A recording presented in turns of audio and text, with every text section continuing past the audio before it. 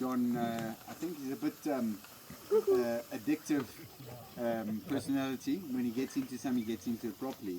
And we've just been talking about doing PE to East London. Which is how far? 240 k's. That's in December, 4 days. 4 days. So I mean, and that's what we've been looking at and training for, whatever. But he said, hey, there's this 100 miler coming on, and we've been looking at this from the beginning of the year. And so the plan with the families were World Champs, 100 miler, PE East London, 3 events. Nikki knew about the World Champs, she knew about the PE East London. She only found out about the 100 miler about 2 weeks before the 100 miler properly. You know, I mentioned it to her, but I'd never pushed the point because I thought, you know, it's a long way away. It's like, is it going to happen? And it did happen. And we did that trial run 3 weeks before. Richard Bates is in Kwazi, and that was 89 k's or 87 k's, 6 hours 15. And when you do that distance in that time, you think, geez, that's actually all right. 6 hours 15. The last 20 k's we were hammering it hard, nice runs, and we felt strong. And now you do 160 k's and you think, hang on, this is different. And you don't realize, Kevin, that you're heading out, and we thought, oh, we're heading out 10 to 11 hours, and we didn't do as quickly as we went, as we wanted to go. But it ended up 12 hours of non-stop paddling. Yeah. So what was the furthest you paddled before last Friday? In the training run, the race, whatever. That other training, the Richards Bay's in Kwazi, 87 k's. Or non-stop doozy, but that's a biathlon. Yeah. So, yeah, So long way. You left Richards Bay Harbour at 4:30. Yeah. In the dark. No, they said it a little bit later. We actually, by the time, you know, because everyone's got their thing and they do their thing, and we get on the water, and then some guys are still packing goose or whatever, and we get on the water, and by about, I think it was about 4:45, we set off. The sun was coming up. Absolutely beautiful morning out of Richards Bay, and you on your way. So you leave Richards Bay Harbour. Have you got a GPS? I did. Yeah. So do you follow your GPS? So straight line from Richards Bay to Durban is 200 degrees. So, and that's the shortest distance, as Seb would say. You know, we engineers, we know these things. Straight line, shortest distance.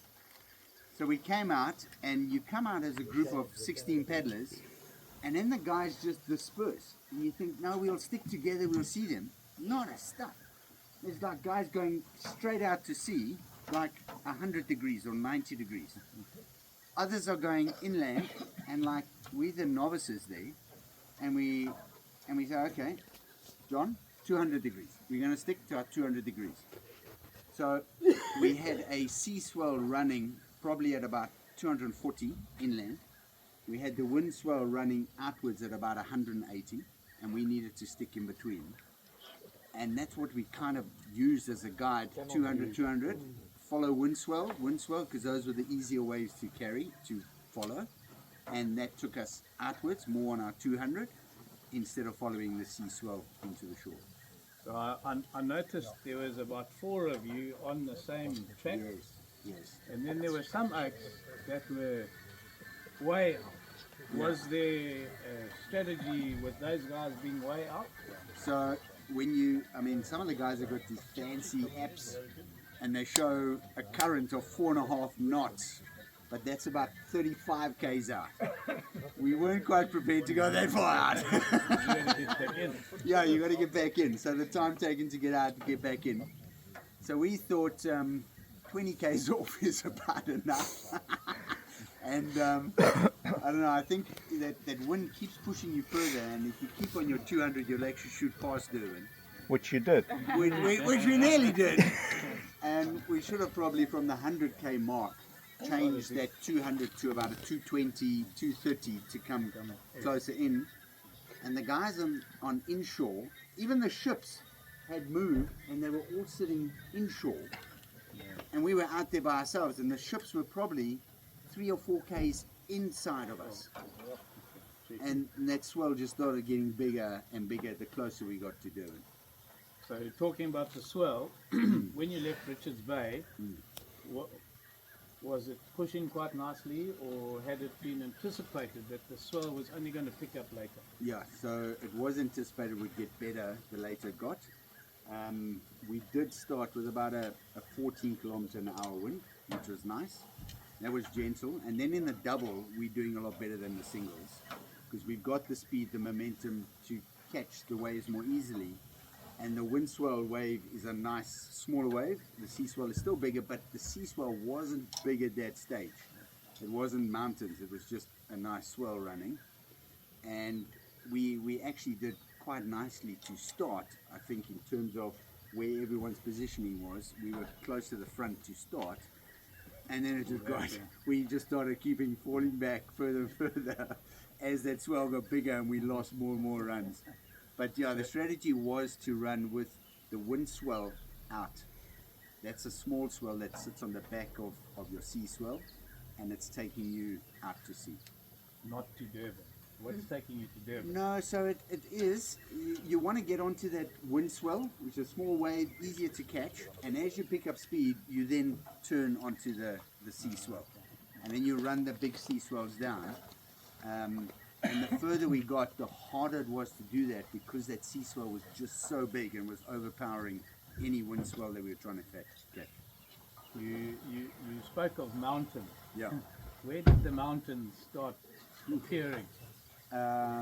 Probably from about, well, I mean, it got stronger and stronger as we went.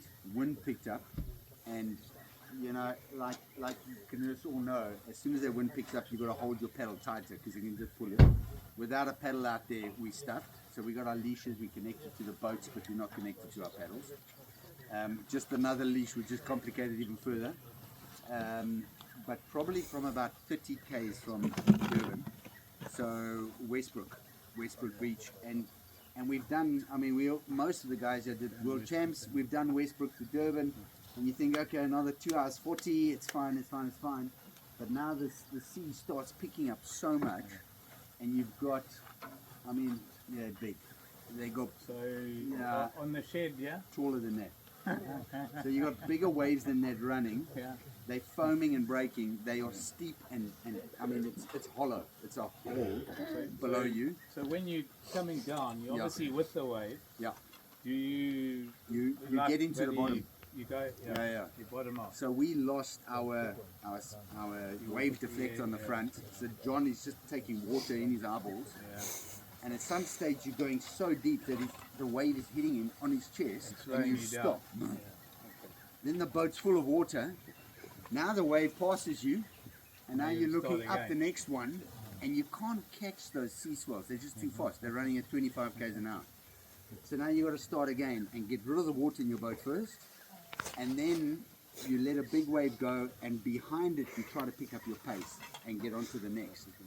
But when you get onto the next, that paddle, I mean, I was thanking God that I had a new paddle from Sharon. We bought the Odin S's instead of paddling with the Odins, the bigger blades. That was a freaking great choice. But Product placing here. yeah. Explain that. But the blade is 40 square millimeters smaller, so it's 740 versus a 700 blade size. Let's do. And just to then, get the blade to the water. yeah, so you got quicker strokes, less power per stroke, and the amount of times we slap down that blade so hard because you think you're going to go out, and you're slapping on the back of that blade. If it wasn't good quality, it would be broken, and then you're 20 k's out with like. You'd have to push your SOS button then. I would then have to pull the flap back, hold it for 5 seconds and engage it. But no, so the blade made a huge difference, and I mean, and Al and I spoke about it tonight paddling, that blade makes a big difference to who you are, your size, your strength. And then a dam like this, 8 k's, a Odin is fine. For 100 miles, smaller blade, much better. So just quickly on a bit of logistics, what did you charge? John is good at that. So He chowed all the food. I ate literally no solids. And I like my peanut butter sandwich, low GI toast in the morning, peanut butter. That's my go-to. He made me a whey protein drink in the morning. Did you take it with you? No. You No, get so that from this, the boat? this was what we started. No, the boat gave us nothing, wasn't allowed to. Yeah. Okay. So we had to carry everything on ourselves. He gave me a whey protein with frozen berries, banana. I don't know what else was in that thing. And we drank 2 of those glasses. So that was before we started. And then because we were starting slowly and we knew we wouldn't be pushing heart rate or whatever, he said he found at Run Collective, he found a protein carb blended sachet. So 5 grams protein, 40 grams carb with 500 mils of water. So he said, when the first 2 hours or 3 hours, that's what we're having, 2 liters of that. So your body at that stage can still break down protein because you're not under duress, your stomach's not under duress, your heart rate's not high, you're taking it in slowly. That was our first 3 hours. Thereafter, he also gave me a salts drink, so potassium, magnesium, salts in a 3 liter that I was drinking intermittently. You had that with you in the boat. Yeah, so I had 6 liters in front of me. I had 2 liters under my calves, and I had 2 liters on me. So I had 10. He had 9, and then we had goos and bars and whatever. Morton bars, Nammed bars, no Morton bars, Nammed goos, whatever. And Rick, you often don't have the right sustenance. Sustenance on this type of thing is everything. Even on a 3 hour, goos that you take every hour is the right thing to do. And we were, because we're paddling at a low rate, and at a low rate to start we were at like 112 heartbeats, whereas Doozy we racing at 160, 160, slow down, race at 160. So we're doing 112 to start, goes up to 125 after hour 2. That's where we're paddling. You're actually not burning huge amounts, and to me you're needing to replenish. I didn't, and you actually feel your body going into you're unstable, you're not concentrating like you should, and then hang on, I've got to take something, but then it's already too late. You should have already taken something earlier so that you don't get to that point. And I think they're John. Hey, John, how's it? John's joining us. John, they got me up here with Kevin on the back of a car. Hello, John. How's it? Hello, John. So John, I'm just talking a little bit about sustenance and how well you prepared us for sustenance. Okay, sorry. Pop a goo or a bar. So the one thing. Yeah, I know. This is official. Kevin's got us on the back of a bucky here. It's like interview thing. You're Yeah. lucky, you would have been here as well. So with the We would've needed a sustenance, bigger bucky. I was just saying, John, that because we were actually quite well prepared, we had the protein drink. I probably didn't take the goos as early as I should have, and at points I'd lose concentration, and then it's already too late. And probably I should have stuck to more of a regimen. Every 40 minutes, take a goo or eat a bar, where I was actually doing it when I felt like I needed it. So in that sense, take it early, and we had enough of it to do it. Hey, John? Yeah, we definitely had calories covered with the drinks, and the jobs were always going to be so much. Yeah. So to work out how many calories we needed was Yeah. So So as well as being paddlers, you are a scientist as well. John's a scientist. now we're just very good at bonking, and we only do it once in a while. So that brings me to the next question, John. Are you going to be as very crazy in a year's time and do it again? In a K1. Yeah. Yeah, I don't know if you can hear that. He says they're back again next year. Do you know next year it's an up run? To Richards Bay. So the guy that won at Bevan, he was saying that he really does think doubles is a lot harder than singles. Singles, it's you and yourself and your pace and whatever. With doubles, it's two of you, and you need to match each other all the time, and that's why the guys like doing it in singles, because it's just them. So yeah, so maybe next year we'll be trying singles. John, another question for you. Did you manage to beach in one piece at DUC? Sorry, I can't hear you, Kevin. You're being So we got that answer. John, we've been, I know you've been busy down there, but we've been